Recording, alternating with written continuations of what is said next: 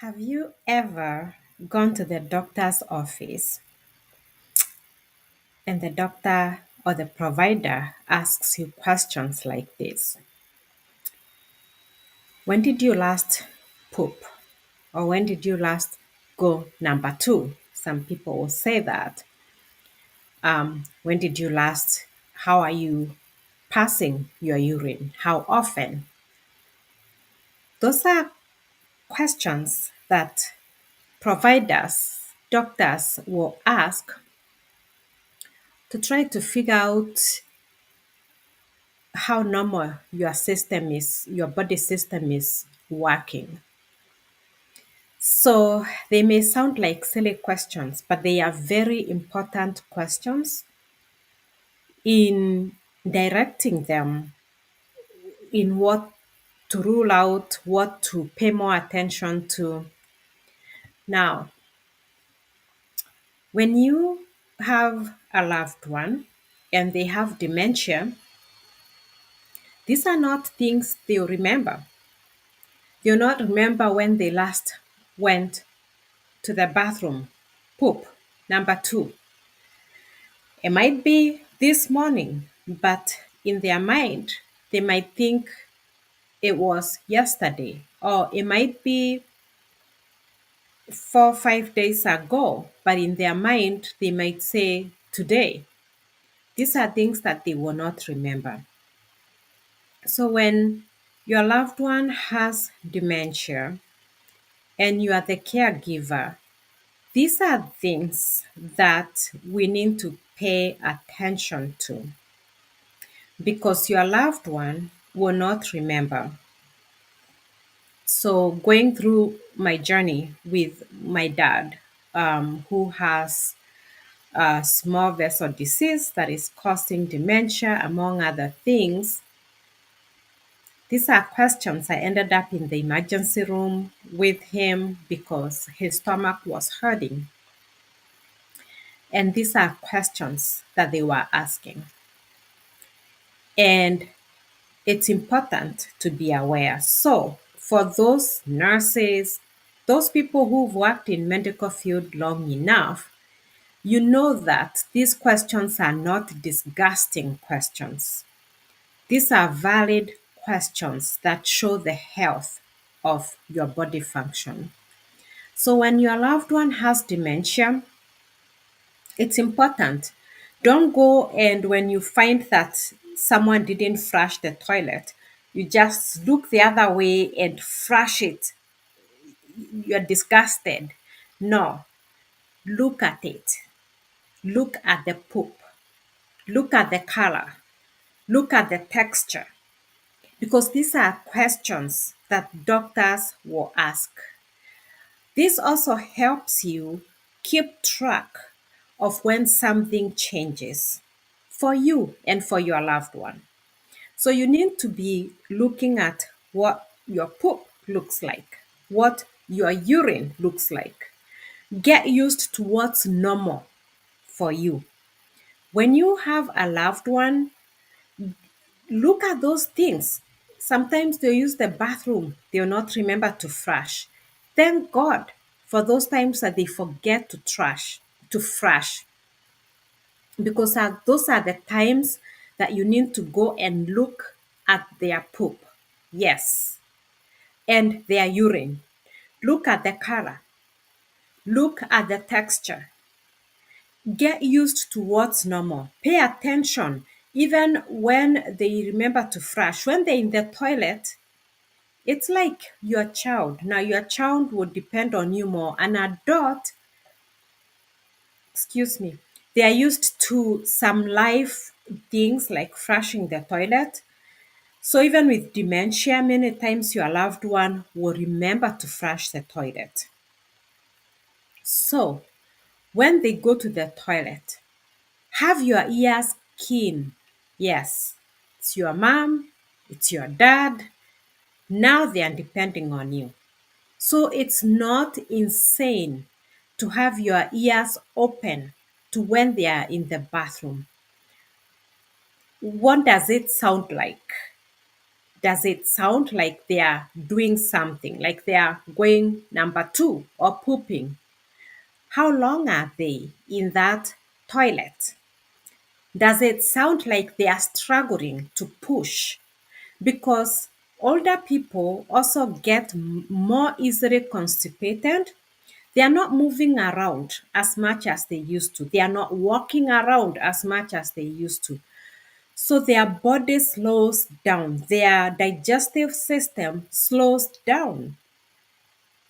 So how long are they in that toilet? If they sound like they are struggling, maybe they need some assistance. Maybe you need to get something like Camerilax, something to soften their stool so that they are not struggling. Because if they are going in there and they are pushing and the stool is too hard, they have chances of having breakages in their areas where this comes through, which can cause bleeding, pain, and other issues. Now, I'm not a doctor, I'm not a nurse, I'm a chaplain, but I have worked in this medical field so long, I am exposed to a lot. So, and my work within medical field, I thank God because in this season of my parents' life, both my mom when she was very sick and now caring for my father, it has really helped me in paying attention, knowing what to pay attention to. So I'm sharing this information with you because you don't have to be a doctor or a nurse to know some of these things. Some of these things should be pretty much common sense. Um, so when you care for your loved one who has dementia and you go to the doctor, next time don't go and when they ask these questions, you are like, I don't know. I don't know. Because when they ask your loved one will not know what to say. Sometimes I take my dad to the doctor and they ask, um, what did you have for breakfast? And you look at me and say, for breakfast, did we eat?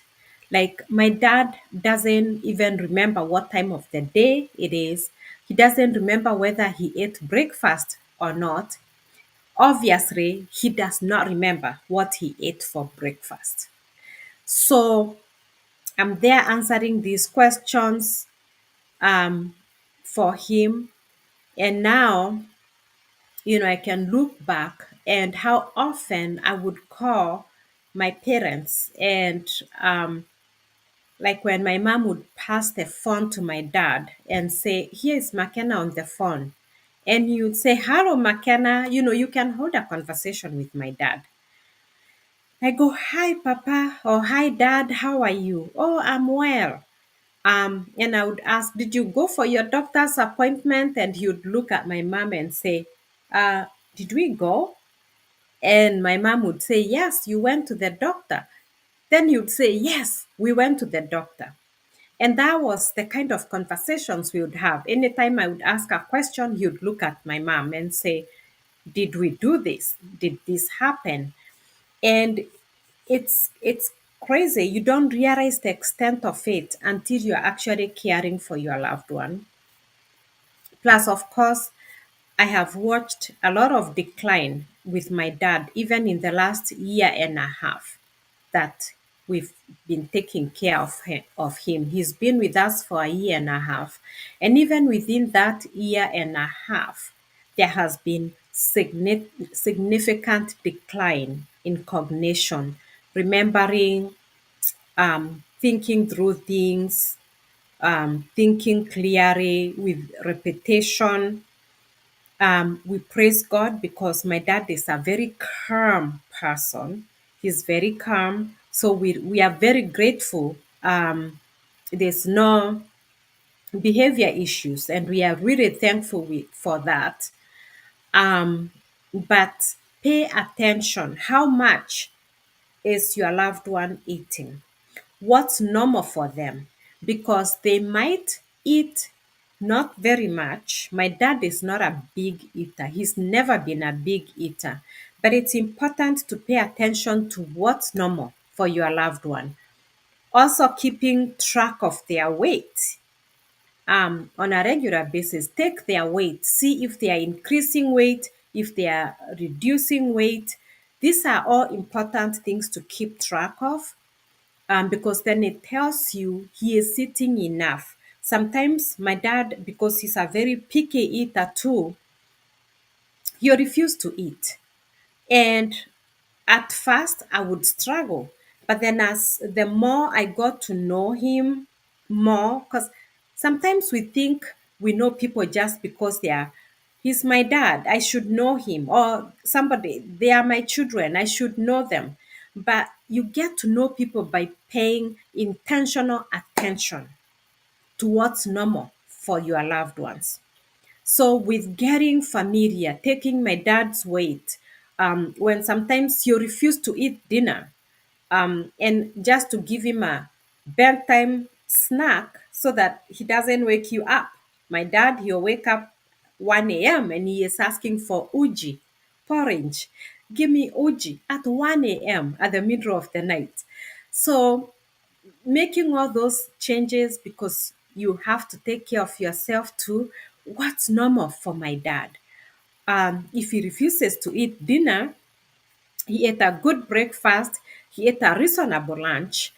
Know that they are not as hungry because they are not moving a lot. So at first I would get stressed out because I thought, he's not eating, what do I do? You can't make him eat.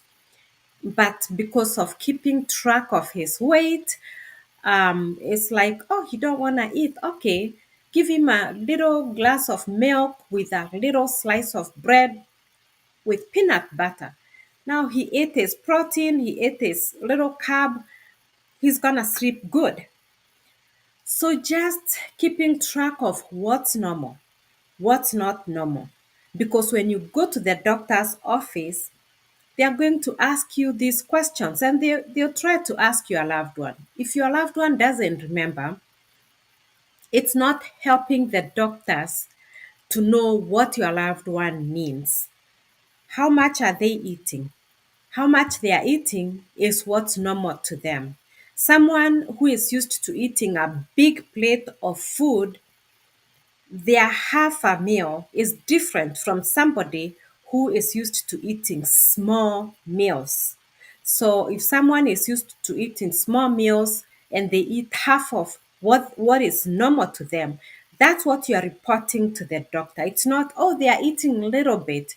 But if they are not a big eater, that little bit may be what is normal to them. So don't compare how much I'm eating with how much my dad is eating because our eating habits are different. What's normal for me is not what's normal for my dad. So, keeping track of what's normal for your loved one is going to help with doctors making what decisions they need to make to help your loved one feel better. So, in taking my dad to the emergency room yesterday, trying to figure out what was going on. This is in a year and a half. This is the first time that I have had to take my dad to emergency room because he was in a lot of pain, leaning sideways. Again, getting to know what's normal. I looked at my dad and I was like, this is not normal for my dad. In the time that we've been with him, I've never seen him in that kind of pain. So not taking things for granted. What other issues are going on? My father has prostate cancer. It's contained. These things are normal. When men are getting older, chances of getting prostate cancer are a lot more. So that's something else. You realize when your loved one is, as they are getting older, there's more complexity with medical needs.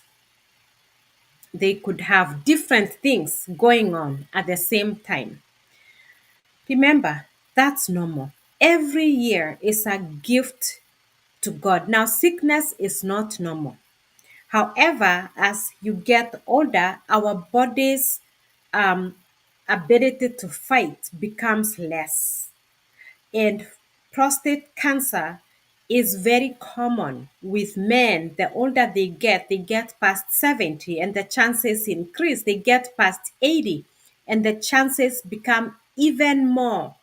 And so it's good to understand what's normal so that you are not panicking. And ultimately, one of the things as a hospice chaplain that I encourage families is that we will all die one day. How do we help our loved one when that time comes? And praying that things go as what is normal. What is normal is usually the younger ones end up burying their older ones. So these are subjects I'm not shy about. We have to stop being so afraid of death that we lose sense. Death is going to happen for all of us. So our biggest goal should be, how do we help our loved ones live with the most dignity and also die with the most dignity? And if we are not accepting of life cycles, we end up pushing our loved ones. We end up causing them more pain than they need. So, again, today in my theme of dementia journey, I want to share with you that when you bring your loved one to the doctors will ask silly questions. When did your loved one poop last? What does their poop look like? Is it what texture? Is it soft? Is it hard? Is it little lumps? Is it, they want to know what it looks like. What is the urine look like? How often are they urinating? How often are they going poop? So these are things when you take care of your loved one, you pay attention. If they are going and they are taking too long in the bathroom, chances are they could be constipated and needing some remedies to help soften their stool. If they leave poop in the toilet, they forget to flush, make a habit to look at it. Look at it with your eyes. Try to know what's normal for your loved one. The pee, the same, look at it. Chances are, if there was a bleed in the stomach, you'll catch it if you are looking at their poop when they leave it there, so that you know what's normal, what's not normal. And urine in poop is not normal, no matter what. So that's something to pay attention. That's something to bring them to the doctor so that they can figure it out. The sooner, the better. So these silly questions that the doctors ask are very important questions. My encouragement is, pay attention. For your loved one who has dementia, they will not be able to report these things. So it's upon you as a caregiver to pay attention to what's normal for them. Pay attention to their habits. Pay attention to their eating habits, their bathroom habits. Pay attention so that if need comes and the doctors are asking these questions, you are at the top of the game. You are reporting on behalf of their loved one, so that the doctors can know how best to care for them. But thank you for joining me. Please subscribe if you haven't. Share these videos. Let's walk these journeys together. They are journeys of life, and we thank God for life.